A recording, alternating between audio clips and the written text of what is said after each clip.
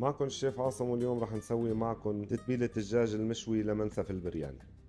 منبلش بالتتبيلة. أول شي بنحط اللبن، رب البندورة، زيت ذرة، فلفل أبيض، ملح، الزنجبيل والثوم المضروبين على الخلاط، هيل ناعم، الكاري، الكمون، كركم، ليمون العصير الحامض، خل، البابريكا والكزبرة.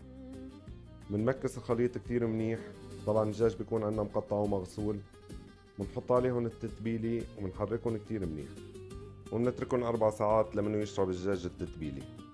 بنحط عليهم الخضار وشوية مي وعلى الفرن، تاخد تقريبا بحدود الساعة ونص. بعد هيك بنكشف عليهم وبنعطيهم وجه للتحمير. طبعا بنسكب الرز بالمنسف. أنا عامل نوعين رز. بنوزع الدجاج عليهم، البصل المقلي والمكسرات.